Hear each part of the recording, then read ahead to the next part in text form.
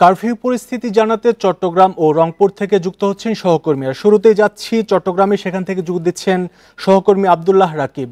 রাকিব, চট্টগ্রামের পরিস্থিতি এখন কেমন? আমরা দেখেছি যে কারফিউ শিথিল বিভিন্ন সময় হচ্ছে এবং এখন আজকে শুক্র এবং শনিবার সেই সময়টি বাড়ানো হয়েছে। চট্টগ্রামের সার্বিক পরিস্থিতি জানাবেন। নগদের কাছে সব গ্রাহকই প্রিয়, তাই তো সারা দেশে ক্যাশ আউট চার্জ সবচেয়ে কম।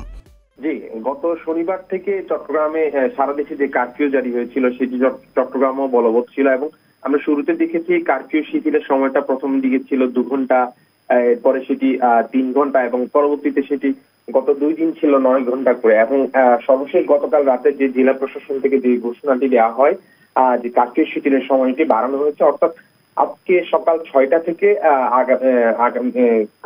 সকাল সন্ধ্যা 6টা পর্যন্ত সে কারফিউ শিথিলের সময়টা বাড়ানো হয়েছে। অর্থাৎ বলা চলে এখন 9 ঘন্টার পরে 12 ঘন্টা পর্যন্ত জনজীবনের যে স্বাভাবিক যে কার্যক্রম গুলো রয়েছে সেটি পালন করতে পারবে যে নাগরিক জীবনের মানুষগুলো।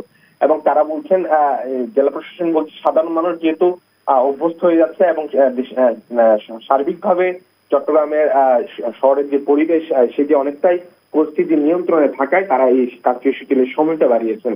আমরা যতটুকু দেখতে পেরেছি গত 3-4 দিন ধরে চট্টগ্রামের মানুষজন যে ধরনের পরিস্থিতির মধ্যে ছিল এবং তারা বলছেন যে তারা এই সময়টার মধ্যে তাদের যে কার্যক্রমগুলো আছে সেটি সারতে চাচ্ছেন এবং সেই সময়টুকু যেহেতু বৃদ্ধি করা হয়েছে, তারা তাদের যে ব্যক্তিগত জীবন বা কর্মজীবন সেই সময়গুলো বৃদ্ধি পেয়েছে, ফলে তাদের যে সাধারণ স্বাভাবিক যে কর্মচাঞ্চল্য বা প্রাণচাঞ্চল্য থাকে নগরী সেটি অনেকটাই ফিরে এসেছে এবং স্বস্তি প্রকাশ করেছেন এখানকার নাগরিকরা।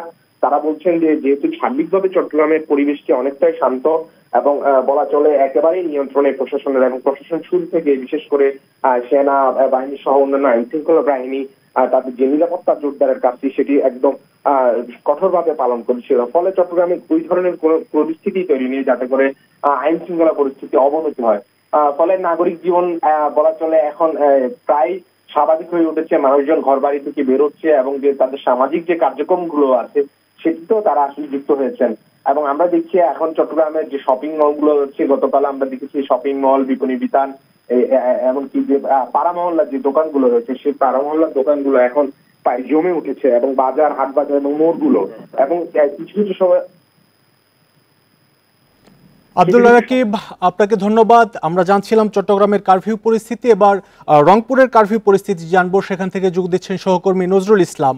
নজরুল, আপনার এলাকাতে কারফিউ শুরু আজকে শিথিল কখন একটু জানাবেন, আর সার্বিক পরিস্থিতি জানাবেন। কারফিউর মধ্যে সাধারণ মানুষের চলাচল আছে কিনা বা জরুরি প্রয়োজনে যারা বের হচ্ছেন তাদেরকে কি কি প্রশ্নের সম্মুখীন হতে হচ্ছে?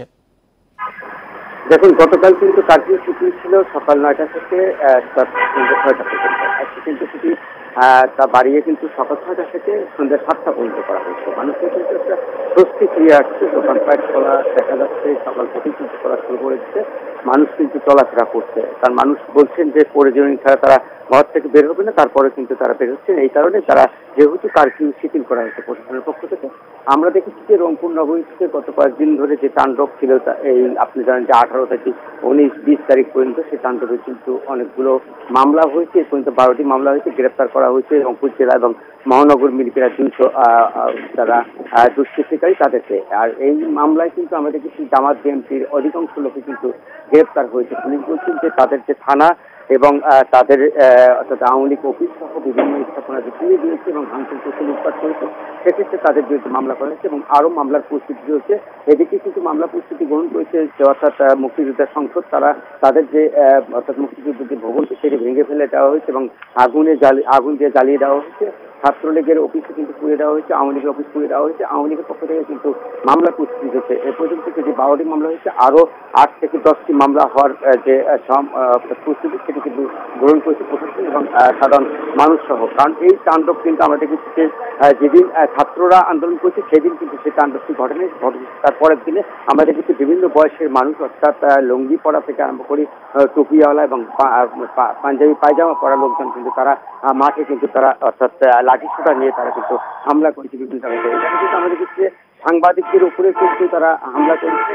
আমার রংপুরে কিন্তু প্রায় 8 থেকে 10 জন সাংবাদিক কিন্তু তারা আহত হয়েছে। আমরা দেখেছি যে তাদের ক্যামেরা সহ ট্রাইপড ভেঙে ফেলে দেওয়া হয়েছে। সেক্ষেত্রে দেখা যাচ্ছে যে রংপুরে কিন্তু এখন সেই পরিস্থিতি কিন্তু আর নেই, অর্থাৎ কারফিউ দেওয়ার পর থেকে কিন্তু আমরা দেখেছি যে সব শিথিল হয়েছে, মানুষের মনে স্বস্তি দিয়ে।